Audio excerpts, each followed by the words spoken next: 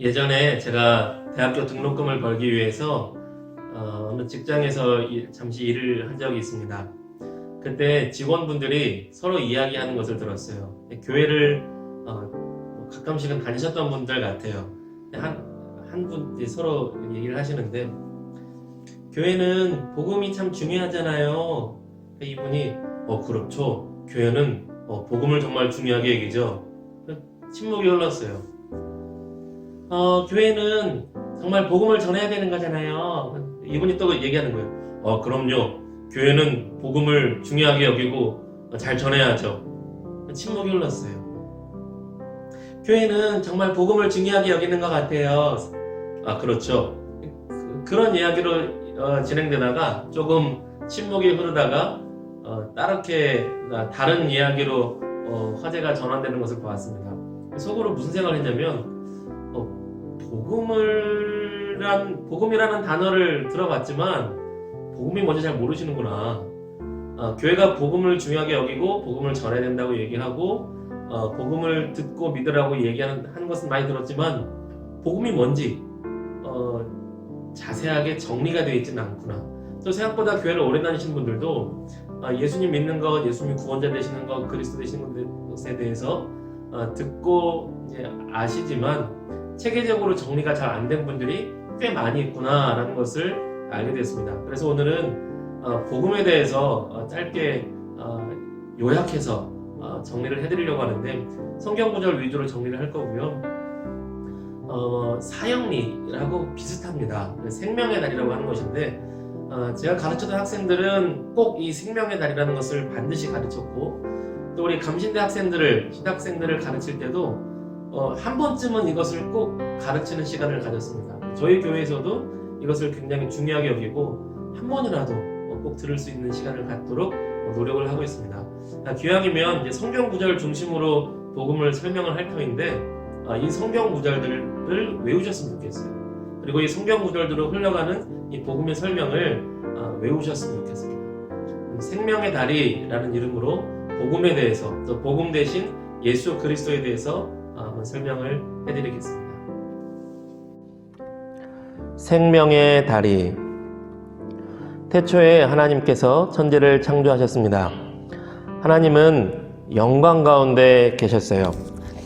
하나님께서 영광 가운데 계셨다는 것을 구름 모양으로 표현하려고 했는데 그림판으로 그렸기 때문에 이렇게 이쁘지가 않습니다. 구름이라고 봐주세요. 하나님께서 영광 가운데 계시고 또 세상 만물을 창조하신 다음에 사람을 창조하셨습니다. 남자와 여자를 창조하셨어요. 화장실 표시 같지만 화장실로 보지 마시고 남자와 여자로 보시면 좋겠습니다. 하나님께서 남자와 여자를 창조하시고 또 사람을 창조하시고 너무나 기뻐하셨어요. 그래서 하나님께서는 사람과 함께 데이트하며 교제하며 사랑하는 사이로 지내셨습니다. 창세기 3장 8절을 보면 그런 내용이 있어요. 동산에 거니시는 여호와라는 표현이 있습니다. 하나님께서 창조하신 인간과 함께 동산에 거니시며 데이트하는 그런 사이였다는 것입니다. 하나님과 사람은 함께 데이트하고 교제하고 사랑하는 그런 관계였습니다. 그런데 하나님과 인간 사이에 문제가 생겼습니다. 관계에 금이 가기 시작했어요. 그리고 그 관계에 금이 간 것은 하나님과 인간 사이를 멀어지게 만들었습니다. 더 이상 하나님의 사랑이 인간에게 전달될 수가 없었고요. 또한 인간이 하나님 앞에 나아갈 수 없게 되었습니다. 그 원인은 인간의 죄 때문이었어요. 인간의 탐욕과 탐심이 하나님과 함께하는 것을 버리고 자신의 탐욕을 채우기 위해, 하나님처럼 되기 위해 하나님께 반기를 들었던 것입니다. 그 죄가 하나님과 큰 사이를 내어서 더 이상 하나님께 나아갈 수 없고 하나님의 임재와 사랑을 경험할 수 없는 그런 상태가 되었습니다. 성경은 첫사람 아담과 하와뿐만 아니라 모든 인간이 그런 죄에 물들어 있는 상태에 있다고 이렇게 이야기를 합니다. 로마서 3장 23절 말씀을 읽어보겠습니다. 모든 사람이 죄를 범하였음에 하나님의 영광에 이르지 못하더니. 아멘. 성경은 첫사람뿐만 아니라 모든 사람이 죄를 범하여서 하나님의 영광에 이를 수 없는 상태가 되었다고 그렇게 말씀을 합니다. 마치 전염병에 걸리듯 그리고 바이러스에 감염되듯이 인간은 죄라는 바이러스에, 죄라는 병에 걸려있는 그런 상태인 것입니다. 그래서 모든 사람은 하나님의 사랑을 경험할 수 없고 하나님의 임재를 경험할 수 없는 상태가 되었습니다. 그런데 종종 이렇게 말할 수도 있어요. 여태껏 사는 동안 하나님 없이 잘 살았는데 뭐 하나님과 떨어져서 살아도 불편함이 없던데? 그럼 뭐 나랑 뭔 상관이야? 원래 그러고 살았는데, 이렇게 말하시는 분들도 있을 것 같습니다. 그런데 이 죄로 인해서 하나님과 멀어지는 것이 그것으로 끝나는 것이 아니라 아주 무서운 결과를 가져오게 되었습니다. 로마서 6장 23절 말씀을 보겠습니다. 앞부분만 읽을게요. 시작. 죄의 삭은 사망이요. 아멘. 성경은 죄의 삭은 사망이라고 말씀을 합니다. 죄의 결과, 죄의 대가가 사망을 가져오게 되었다는 것입니다. 사망은 성경적으로 말하는 사망은 두 가지가 있어요. 하나는 영적인 사망, 하나는 육체적인 사망이 있습니다. 우리가 육체적인 사망만 생각할 것이 아니라 영적인 사망이 먼저 있어요. 우리 사람은 하나님께서 영적인 존재로 지으시고 더불어서 육체적인 몸을 가지고 있는 존재로 지으셨는데 또 정신적인 혼이 있고요. 그런데 영이 죽어서 영이신 하나님을 경험할 수 없는 상태가 돼버린 것입니다.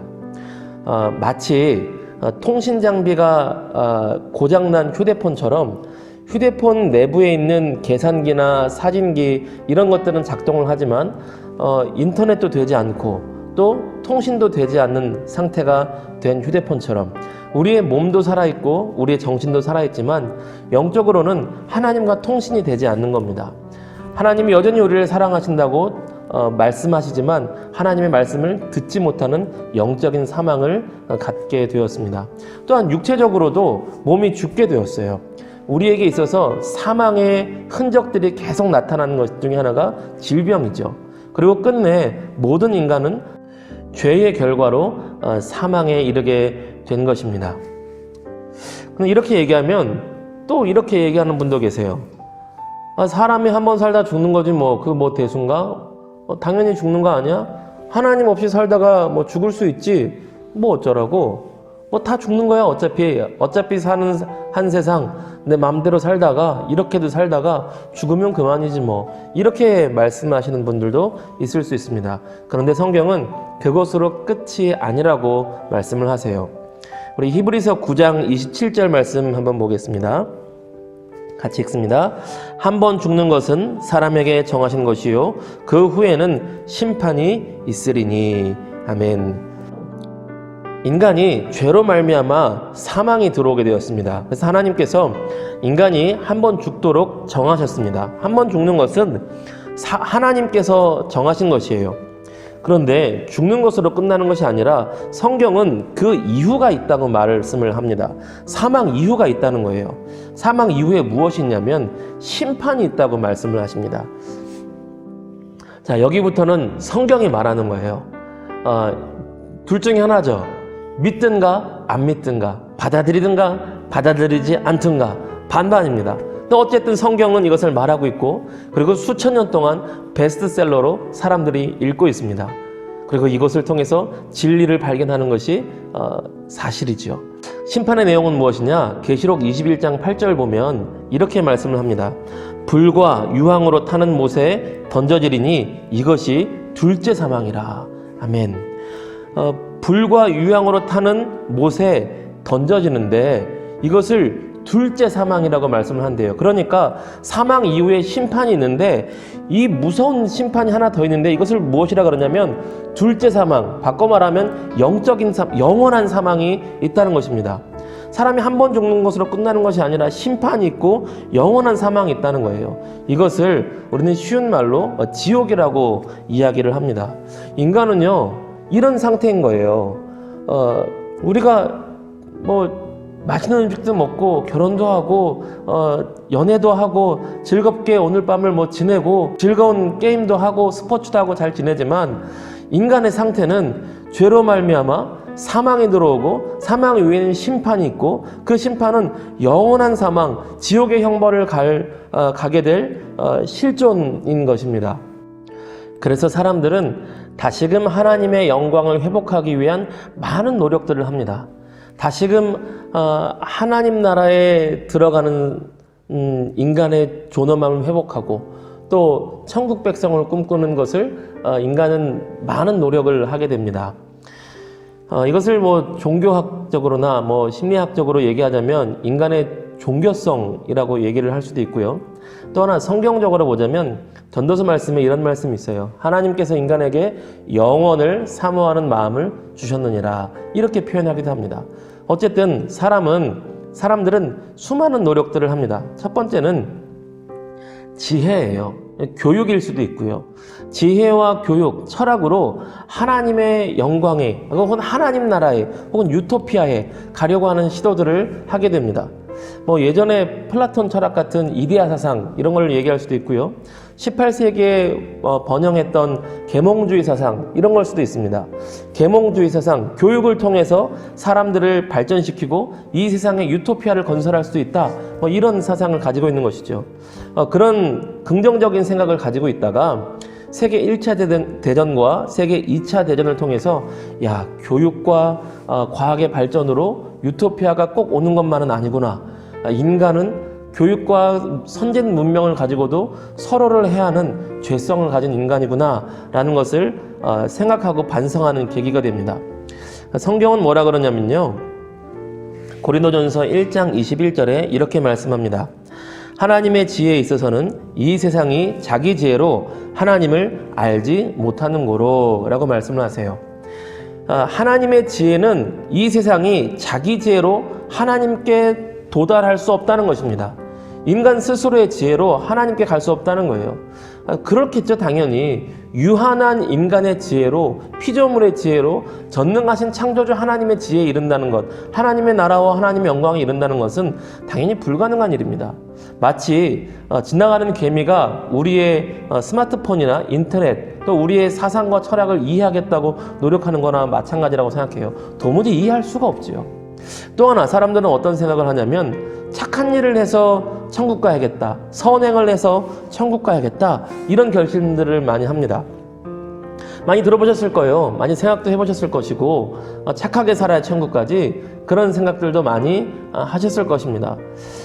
물론 착한 일과 선행은 나쁜 일은 나쁜 것이 아니고 우리가 추구해야 될 것이지만 성경은 착한 일 자체로 우리가 구원받을 수 있다고 말씀하지는 않습니다.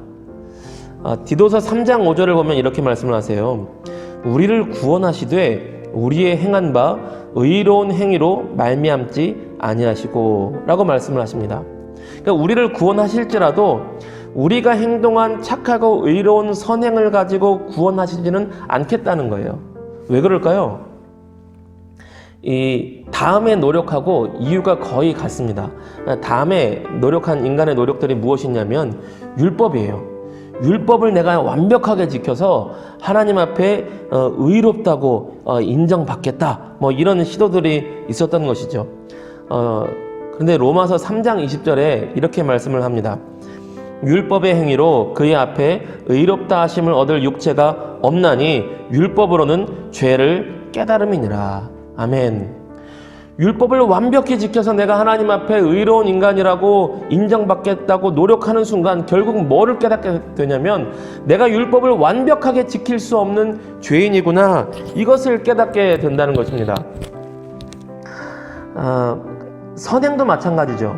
내가 착하게 살아서 의롭게 살아서 하나님 앞에 완벽하게 착하게 살아서 천국 가는 사람이 돼야지 라고 할 때 결국 깨닫게 되는 것이 뭐냐면 내가 완벽하게 착하게 살 수가 없구나, 내가 죄가 있구나, 내가 독한 구석이 있구나, 악독한 마음이 있구나, 이것을 깨닫게 된다는 것입니다.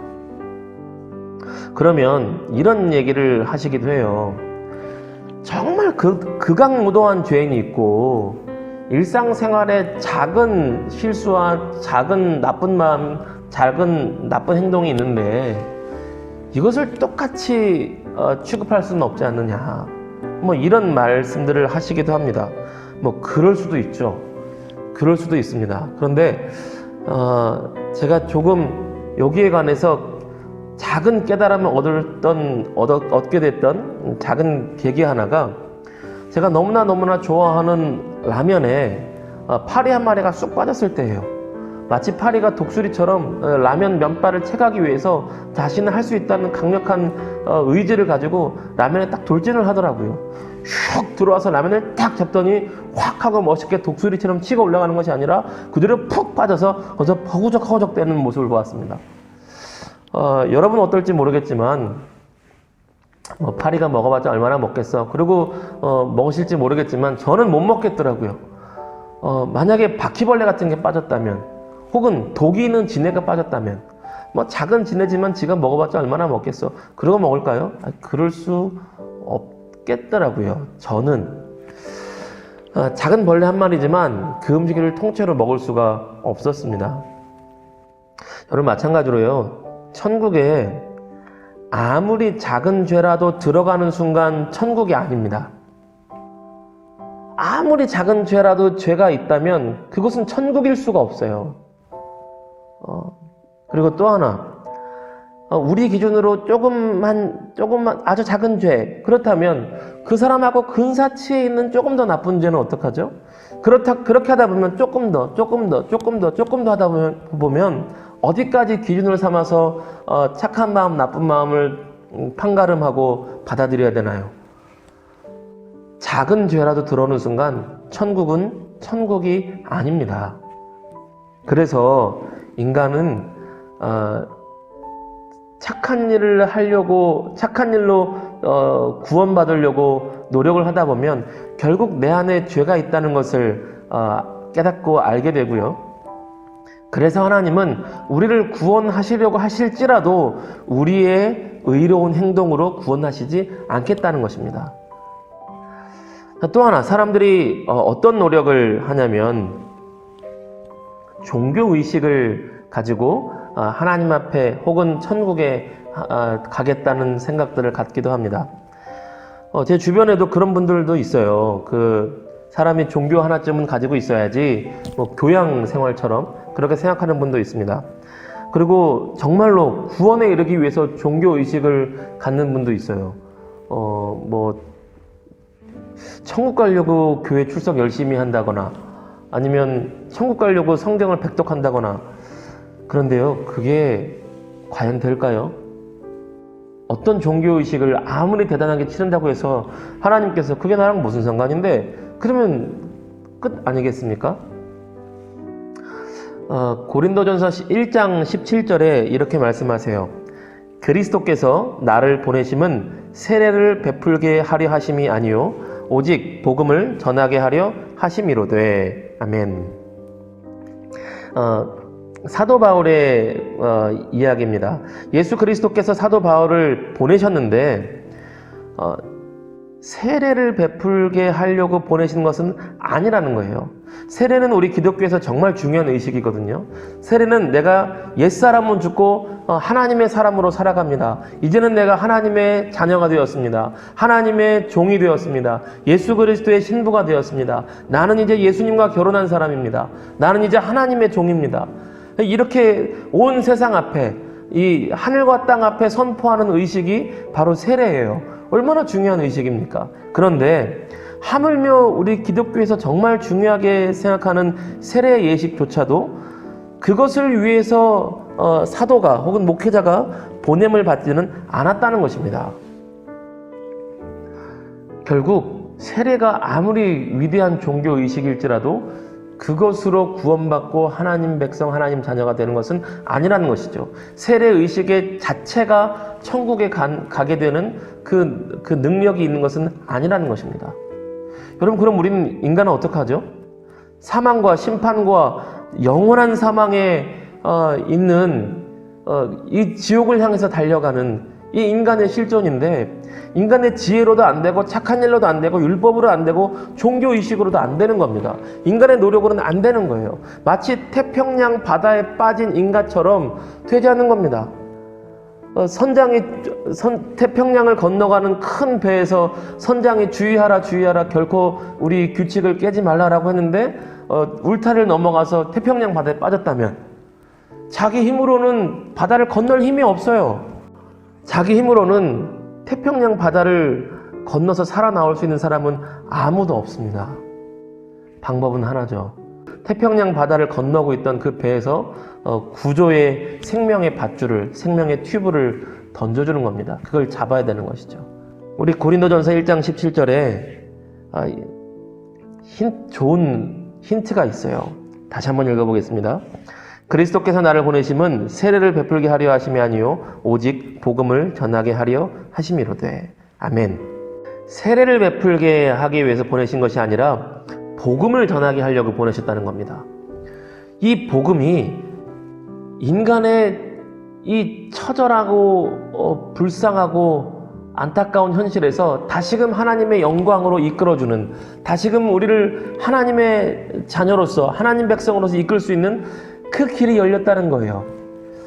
그게 복음이며 기쁜 소식, 좋은 소식, 굿 뉴스입니다. 로마서 5장 8절 한번 볼까요? 같이 읽습니다. 우리가 아직 죄인 되었을 때에 그리스도께서 우리를 위하여 죽으심으로 하나님께서 우리에게 대한 자기의 사랑을 확증하셨느니라. 아멘. 우리가 잘했을 때가 아니라 우리가 죄인 되었을 때, 우리가 죄인 되어서 사망과 심판과 저주가 있을 때 그리스도께서 우리의 죄를 대신해서 짊어지시고 죽으심으로써 하나님께서 여전히 우리를 사랑하신다는 것을 확증해서 보여주시고, 예수 그리스도께서 십자가에 달려 죽으심으로 우리가 다시금 하나님께로 나아갈 수 있는 그 길이 열렸다는 것입니다. 이게 복음이에요. 좋은 소식, 기쁜 소식, 복된 소식, 굿뉴스. 인간의 어떠한 노력으로도 다시금 하나님께 나아갈 수 없었는데 예수 그리스도께서 인간이 죄와 사망과 저주로 인한 그 현실에서 벗어나 다시금 하나님의 생명의 영광에 들어갈 수 있는 길을 열어주셨다는 것입니다. 예수님께서 생명의 다리가 되어주셨다는 거예요. 그 길이 열렸다는 소식이 바로 복음입니다. 요한복음 14장 6절 말씀 한번 보겠습니다. 내가 곧 길이요 진리요 생명이니 나로 말미암지 않고는 아버지께로 올 자가 없느니라. 아멘. 누구도 자신의 죄와 사망과 저주의 문제를 해결할 수 없는데 예수 그리스도께서 하나님 아버지께로 나아갈 수 있는 길이 되어주셨습니다. 왜냐하면 우리가 죄인 되었을 때에 예수께서 우리의 죄값을 대신 치러주셔서 누구든지 예수 그리스도 품에 들어오는 자에게 그 자신의 죄값을 예수님이 치러주셨으므로 자신의 죄값을 스스로 감당하지 않고 예수님이 감당하셨기 때문에 다시금 하나님께 나아갈 수 있는 길이 열리게 되었다는 것입니다. 이제 우리는 생명의 다리 되신 예수님으로 인하여서 하나님께 나아갈 수 있는 그 길을 어떻게 갈 수 있는지 듣고 배우고 믿으면 돼요. 답을 벌써 얘기했네요. 예수님을 통해서 하나님께 나아가는 길, 우리 요한복음 5장 24절 말씀 한번 보겠습니다. 요한복음 5장 24절입니다. 같이 읽습니다.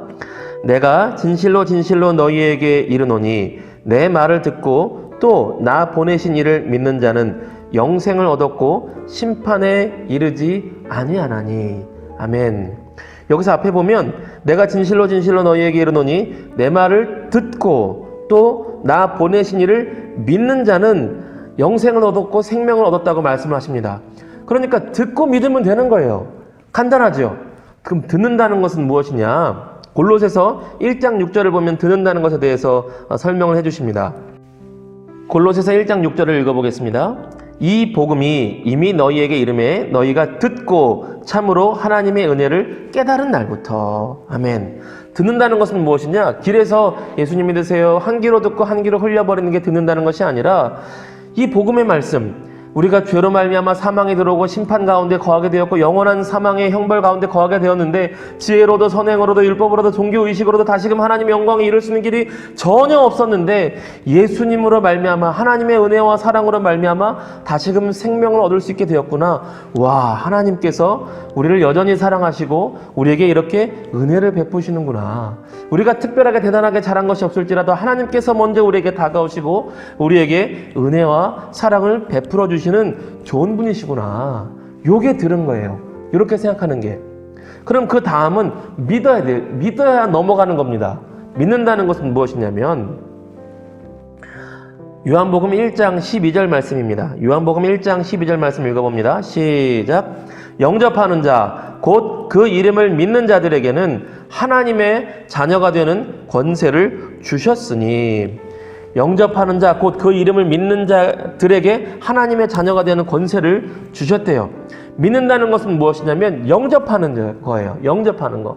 영접한다 그러니까 어떤 사람들은 뭐 어떤 영적인 접촉인가요? 그런데 영적인 접촉이 아니고 환영하는 겁니다. 귀한 손님이 왔을 때 똑똑똑하고 두드릴 때에 귀빈을 맞이하는, 귀빈을 환영하는 것이 영접하는 거예요. 예수님은 찾아오시는 하나님이시거든요. 계시록 3장 20절을 보면 이런 말씀이 있습니다. 계시록 3장 20절입니다. 볼지어다 내가 문 밖에서 두드리노니 누구든지 내 음성을 듣고 문을 열면 내가 그에게로 들어가 그로 더불어 먹고 그는 나로 더불어 먹으리라. 아멘. 예수님은 어떤 분이시냐면 두드리시는 분이에요. 문 밖에서 두드리시는 분입니다. 우리의 인생의 문을 두드리시고 우리 마음의 문을 두드리세요. 강제로 문을 깨부시고 들어오지 않으세요. 강제로 우리 마음의 문을, 인생의 문을 깨부시고 들어오시는 분이 아니라 우리의 마음의 문을 두드리시고 우리 인생의 문을 두드리시는 분이 바로 예수님이십니다. 그렇게 두드리실 때에 그 마음의 문을 열고 인생의 문을 열고 예수님을 내 인생에 환영하고 예수님을 내 마음에 환영하여 모시면 예수님께서 들어오셔서 함께 살며 예수님 안에 있는 하늘의 생명과 천국의 생명을 우리에게 더불어 주시겠다는 말씀입니다. 자, 그러면 우리는 이런 생각을 한번 해볼 수 있어요. 누군가 두드린다면 우리는 물어볼 수 있습니다. 누구세요? 라고 물어볼 수 있죠. 또 우리가 문을 두드리면 누구세요? 왜 오셨어요? 라고 물어볼 수 있습니다. 예수님이 누구시냐면 구주세요. 예수님은 구세주세요. 예수님은 구세주로서 우리의 죄를 대신하여서 십자가에 달려 죽으셨습니다. 또 하나, 예수님은 주님이세요. 주님으로 죽으신 것으로 끝나는 것이 아니라 예수님께서 부활하시고 살아나심으로써 예수님께서 죽으신 것이 평범한 죽음이 아니라 하나님의 아들로서 죽으시고 하나님의 아들 그리스도로서 온 인류를 위한 대신 죽으심이라는 것을 확증해서 보여주셨어요. 그리고 부활하고 살아계셔서 선한 목자처럼 우리를 이끌어주시고 인도해주시고 가르치시고 도우시는 분이 바로 우리 예수님이십니다. 그럼 또 이렇게 물을 수 있어요. 왜 오셨나? 왜 오셨냐면 구주로서 구원하려고 오셨습니다. 또한 주님은 주님으로서 우리의 삶을 인도하시고 바른 말씀, 바른 삶으로 통치하고 다스리기 위해 오셨습니다. 그 예수님을 마음에 받아들이는 것입니다. 그 예수님을 인생에 영접하는 것입니다. 그 예수님을 환영하는 겁니다. 그러면 예수 그리스도께서 함께 하시며 예수 그리스도 안에 있는 하늘의 천국의 생명으로 우리에게 덧입혀 주시는 것입니다. 우리에게 공급해 주시는 것입니다. 요한복음 5장 24절 말씀을 다시 한번 보지요. 내가 진실로 진실로 너희에게 이르노니 내 말을 듣고 또 나 보내신 이를 믿는 자는 영생을 얻었고 심판에 이르지 아니하나니 사망에서 생명으로 옮겼느니라. 예수님을 믿고 영접한 자는 영생을 얻었습니다. 영생이 플러스가 됐어요. 그리고 심판에 이르지 아니하나니 심판이 없게 되었습니다. 원래 죄와 사망으로 말미암아 저주 가운데 있고 심판을 받게 되었으나 심판에 이르지 않게 되었어요. 심판이 X가 되었습니다. 또한 심판으로 말미암아 둘째 사망, 영원한 사망이 이르게 되었는데 영원한 생명을 얻게 되었습니다. 생명으로 옮겨졌어요. 사망에서 생명으로 옮겨졌다는 것입니다. 보십시오. 화살표를 그리면 이렇게 돼요. 사망에서 영생으로 심판에서 심판에 이르지 않게 되나니 그리고 둘째 사망 영원한 사망 지옥의 형벌에서 영원한 생명으로 옮겨졌느니라. 사망에서 생명으로 옮겼느니라. 누구든지 예수 그리스도를 그 복음을 듣고 영접하여 믿는 자들에게 심판에 이르지 않고 사망에서 영원한 생명으로 옮겨지는 이 길이 열렸다는 것입니다. 그분이 바로 예수 그리스도시며 그분이 바로 생명의 다리가 되어주시는 분이십니다. 여러분, 그러므로 예수님을 구주와 주님으로 영접하시기를 주님의 이름으로 축복합니다. 여러분, 아주 작은 확률이 있는 로또도 사잖아요. 로또가 확률이 얼마나 됩니까? 걸어가다가 번개를 연속으로 2번 맞을 확률이라 그러죠. 그럼 이 복음이, 이 천국과 지옥이, 하나님의 이 생명이 영원한 하나님 나라가 있을 확률은 50% 아닙니까? 반반이에요. 반반. 50% 확률이면 여기 투자해 볼 만하지 않을까요? 여러분, 로또를 한 번이라도 사봤던 사람이라면 여기에 투자하십시오. 하나님 나라에 투자하세요. 확률이 50%잖아요. 이건 믿는다고 손해볼 것 있습니까? 예수님 믿는다고 손해볼 것 있어요? 일단 믿고 보면 좋지 않겠어요? 손해볼 거 없지 않습니까? 간절히 소원하기는 여러분, 예수님을 구주와 주님으로 영접하고 천국의 생명을 얻고 또한 하나님의 자녀가 되어서 죽어서뿐만 아니라 이 땅에서도 오늘 지금 살아계시며 역사하시며 인도하시는 그 하나님의 사랑과 하나님의 돌보시는 손길을 누릴 수 있게 되기를 주님의 이름으로 축복합니다. 여러분, 이 메시지가 마음에 드신다면 같이 기도했으면 좋겠어요. 제가 대신 기도해 드리겠습니다. 이 시간 주님을 영접하기 원하신다면, 구원의 길을 얻기 원하신다면 기도를 들으시고 아멘으로 화답하셨으면 좋겠습니다. 좋으신 하나님 아버지, 언제나 함께 하심을 감사드립니다. 하나님, 오늘 복음의 메시지를 들었습니다. 우리 인간이 하하호호하며 웃고 살고 있지만 그 실상이 죄로 말미암아 사망에 이르고 심판과 영원한 형벌로 가고 있다는 것을 배웠습니다. 인간의 어떠한 노력으로도 그것을 벗어날 수 없지만, 그러나 예수 그리스도께서 구원자로 구조대처럼 우리에게 찾아오셔서 구원의 손길을 내미신다는 것을 배웠습니다. 우리의 인생을 두들기시며 우리를 구원하시기 위해 찾아오신 것을 배웠습니다. 예수께서 나의 죄를 대신하여서 십자가에 달려 죽으신 것을 배웠습니다. 좋으신 하나님, 이 시간 내가 예수님을 믿고 영접하기를 원합니다. 예수님을 내 마음에 환영하기를 원합니다. 예수님을 내 인생에 모시기를 원합니다. 하나님, 그래서 내가 하나님의 자녀가 되며 하나님 백성 되기를 원합니다. 사망에서 영원한 생명으로 옮겨지기를 원합니다. 하나님, 이 시간 제가 믿음으로 하나님 앞에 나아가오니 주여 저를 붙들어 주시고 하나님 자녀 삼아 주시옵소서. 주님, 이제는 하나님 말씀을 따라 제가 예수 그리스도를 구주와 주님으로 영접하여 싸우니 하나님께서 저를 붙들어 주시고 천국 백성으로 삼아주시고 하나님 자녀 삼아주신 것을 제가 믿습니다. 하나님, 이제는 제가 하나님의 자녀입니다. 하나님, 제가 사망의 그늘에 앉은 것이 아니라 이제는 생명의 나라, 하나님 나라 백성으로 살아가는 것을 믿습니다. 제가 이제는 하나님 백성이며 하나님 자녀이며 예수 그리스도의 사람입니다. 주여, 이 땅에 살아가는 동안도 주여 친히 함께하여 주시고 보호하여 주시고 붙들어 주시고 인도하여 주시옵소서. 더불어서 또한 죽음을 넘어 저 천국에 이르기까지 주여 제 손을 붙잡고 놓지 마시고 이끌어 주시고 항상 함께하여 주시옵소서. 언제나 함께하심을 감사하며 또한 우리를 사랑으로 품으심을 감사드리며 너무나 좋으신 예수 그리스도의 이름으로 감사하며 기도드립니다. 아멘. 아멘.